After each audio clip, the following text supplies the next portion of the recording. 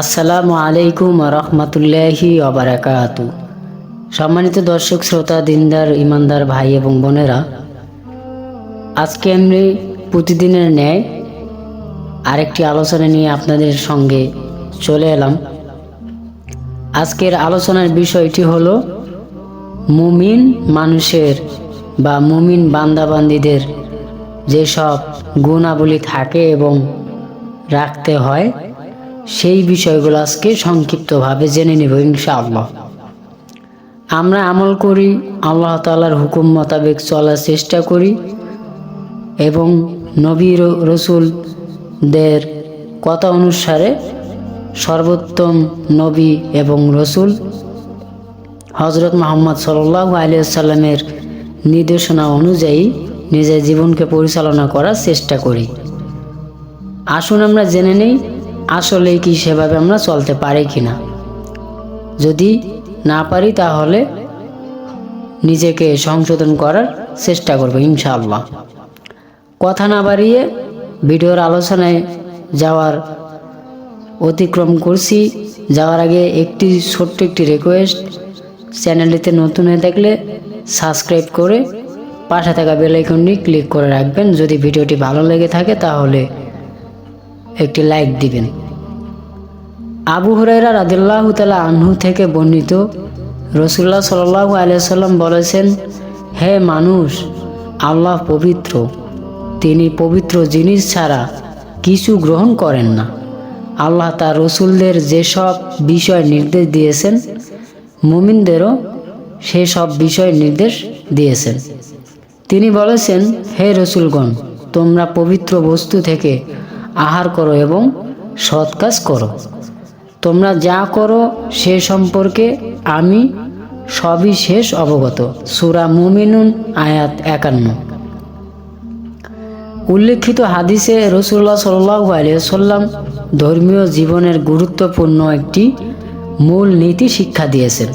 তা হলো জীবনের সর্বোচ্চ পবিত্রতা অর্জন করা। মুমিন তার বোধ হয় বিশ্বাস থেকে শুরু করে পোশাক পরিচ্ছদ বা সব কিছুতে পবিত্রতা রক্ষা করে। সব কিছুতে পবিত্রতার প্রয়োজন কেন? মুমিন জীবনের সব ক্ষেত্রে তাই করে যা আল্লাহ পছন্দ করেন। কেননা মুমিন জীবনের সব কিছু আল্লাহর জন্য নিবেদিত। মহান আল্লাহর প্রতি মুমিনের নিবেদন হলো, বলুন, আমার নামাজ, আমার ইবাদত, আমার জীবন ও আমার মরণ জগৎগুলোর প্রতিপালক আল্লাহর উদ্দেশ্যে। সূরা আনআম আয়াত 162। মুমিনের জীবনে পবিত্রতার নানা দিক। সম্মানিত দর্শক, এক এক করে আমরা মুমিনের জীবনের কিছু বিষয় জেনে নেব ইনশাআল্লাহ। 1.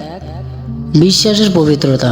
মহান স্রষ্টা এবং তার সৃষ্টির ব্যাপারে ভুল বিশ্বাস লালন করা হলো বিশ্বাসের অপবিত্রতা।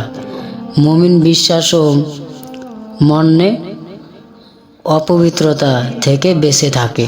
পবিত্র কোরআনে ইরশাদ হয়েছে, হে মুমিনরা, নিশ্চয়ই মুশরিকরা নাপাক, সুতরাং তারা যেন এই বছরের পর আর মসজিদুল হারামের নিকটবর্তী না হয়। সূরা তাওবা আয়াত 28। 2 নাম্বার, কাজের পবিত্রতা। মুমিন তার দৈনন্দিন কাজ ও আমলের ক্ষেত্রে পবিত্রতা রক্ষা করে এবং অশ্লীলতা, কলুষতা, নোংরামি ও বিপর্যয় সৃষ্টিকারী কাজ পরিহার করে। আল্লাহ বলেন, হে মুমিনরা, মদ, জুয়া, মূর্তি পূজার বেদী ও ভাগ্য নির্ধারক ঘৃণ্য বস্তু শয়তানের কাজ, সুতরাং তোমরা তা বর্জন করো যাতে তোমরা সফল হও। সূরা মাইদা আয়াত 90। 3 নাম্বার, খাবারের পবিত্রতা। পানাহারে পবিত্রতা। মুমিনরা পবিত্রতা রক্ষা করে। আল্লাহ বলেন, হে রসুলগণ, তোমরা পবিত্র বস্তু থেকে আহার করো এবং সৎ কাজ করো। তোমরা যা করো সে সম্পর্কে আমি সবিশেষ অবগত।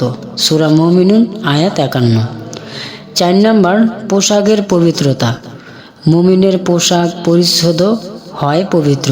ইরশাদ হয়েছে, হে বস্ত্রাচ্ছিদ্য, দাঁড়াও, আপনজনদের সতর্ক করো, তোমার প্রতিপালকের শ্রেষ্ঠত্ব ঘোষণা করো এবং তোমার পোশাক পবিত্র রাখো। সূরা মুদ্দাসসির আয়াত 1-4। 5 নাম্বার, ইবাদতে পবিত্রতা। ইবাদত প্রার্থনায় অংশগ্রহণের আগে মুমিন পবিত্রতা অর্জন করে। ইরশাদ হয়েছে, হে মুমিনরা, যখন তোমরা নামাজের জন্য প্রস্তুত হবে তখন তোমরা তোমাদের মুখমণ্ডল ও হাত কনুই পর্যন্ত ধৌত করবে এবং তোমাদের মাথা মাসাও করবে, পা গ্রন্থি পর্যন্ত ধৌত করবে। যদি তোমরা অপবিত্র থাকো তবে বিশেষভাবে পবিত্র হবে। সূরা মাইদা আয়াত 6। সম্মানিত দর্শক শ্রোতা, এতক্ষণ ধরে আমরা সংক্ষিপ্তভাবে মুমিনদের যে ব্যাপারে জানলাম তা বুঝে শুনে আমল করার তৌফিক আল্লাহ রাব্বুল আলামিন আমাদের সকলকে দান করুন। সকলে ভালো থাকুন, সুস্থ থাকুন। আসসালামু আলাইকুম ওয়া রাহমাতুল্লাহি ওয়া বারাকাতুহু।